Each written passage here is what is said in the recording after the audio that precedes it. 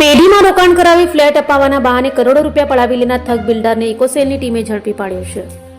સુરતમાં ઠગાઈના અવનવા પેંતરા ઠગો અજમાવતા હોય છે ત્યારે સુરતના બિલ્ડર પિંકેશ સુરેશ પટેલે ઝાંગીરપુરા ખાતે આવેલ ગેલેક્સી ઇન્ફ્રાકોન પેઢીના ગેલેક્સી બંગલોઝમાં મકાન અપાવવાની વાત કરી ફરિયાદી પાસેથી 1.30 કરોડ રૂપિયા પડાવી લીધા હતા। જોકે તે મકાન અન્યોને પણ વેચી મરાયો હોય। આખરે ક્રાઇમ બ્રાન્ચની ઇકોસેલમાં ફરિયાદ નોંધાતા ઇકોસેલની ટીમે ઠગ બિલ્ડર પિંકેશ સુરેશ પટેલની ધરપકડ કરી હતી। તો આરોપી વિરુદ્ધ અગાઉ પણ પાલ પોલીસ મથકમાં 3.22 કરોડની ઠગાઈની ફરિયાદ નોંધાઈ હોવાનું સામે આવ્યું છે। હાલ તો આરોપીની ધરપકડ કરી વધુ તપાસ ઇકોસેલે હાથ ધરી છે। સુરત શહેર પોલીસ કમિશનર ગેહલોત સાહેબના માર્ગદર્શન અને joint commissioner police crime branch Raghavendra Bhatt સાહેબની સૂચનાથી ઇકોનોમિક ઓફેન્સીસ વિંગ અલગ અલગ ઇકોનોમિક્સ જે ઓફેન્સીસ છે એની તપાસ કરી રહી છે। સમગ્ર સુરત શહેરમાં ડાયમંડ રિલેટેડ ફ્રોડ કે ટેક્સટાઇલ રિલેટેડ ફ્રોડ કે જમીન રિલેટેડ કે કોઈ પ્રોજેક્ટ રિલેટેડ ફ્રોડની તપાસ ડાયરેક્ટલી ઇકોનોમિક ઓફેન્સીસ વિંગ કરી રહી છે।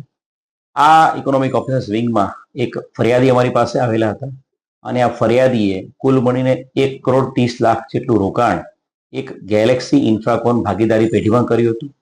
ગેલેક્સી ઇન્ફ્રાકોન ભાગીદારી પેઢીમાં આજે ફરિયાદીએ છે એણે બે અલગ અલગ ઇન્સ્ટોલમેન્ટમાં સૌથી પહેલા 85 લાખ અને 15 લાખ એમ 1 કરોડનું રોકાણ એક ફ્લેટ માટે કર્યું હતું અને ફ્લેટનો દસ્તાવેજ આ જે આરોપીઓ છે જે ગેલેક્સી ઇન્ફ્રાકોન ભાગીદારી પેઢીના જે મુખ્ય વ્યક્તિ પ્રિયાંક પટેલ, એની સાથે કિશોર પટેલ, પ્રતિક પટેલ, હર્ષલ પટેલ, નૈમિલ દડાવાલા, હિતેશ ઠાકોર પટેલ અને જેનો મુખ્ય જે આ આખી ભાગીદારી પેઢીનો મેઇન કરતા હતા પિંકેશ સુરેશભાઈ પટેલ, આ તમામ ભાગીદારી પેઢીના લોકોએ 1 કરોડ રૂપિયા ફરિયાદી પાસે લઈ લીધા હતા અને ફ્લેટનો વેચાણ દસ્તાવેજ અન્ય કોઈને કરી આપેલો હતો અને ત્યારબાદ એ ફ્લેટની જગ્યાએ એક નવો બંગલો એમને આપવાની વાત કરીને એક બંગલા માટે પણ એમની પાસેથી 30 લાખ, ફરિયાદી પાસે 30 લાખનું એક રોકાણ કરી લીધેલું હતું અને એ બંગલાનો પણ એમને દસ્તાવેજ કરી આપ્યો નહોતો।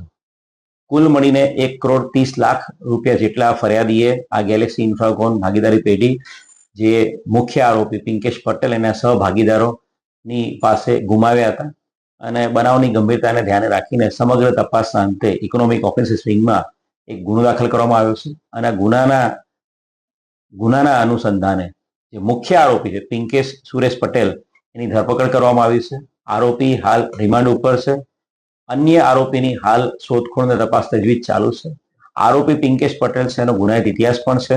આ જ પ્રકારની એક 3 કરોડથી વધુ અમાઉન્ટની ફોર્જરીનો, છેતરપિંડીનો અને ફોર્જરીનો ગુનો એની વિરુદ્ધમાં અડાજણ પોલીસ સ્ટેશનમાં પણ દાખલ થયેલો છે અને ઇકોનોમિક ઓફેન્સીસ વિંગમાં પણ આ જ આરોપી પિંકેશ પટેલ વિરુદ્ધમાં અન્ય 2થી વધુ અરજીઓની તપાસો ચાલુ છે।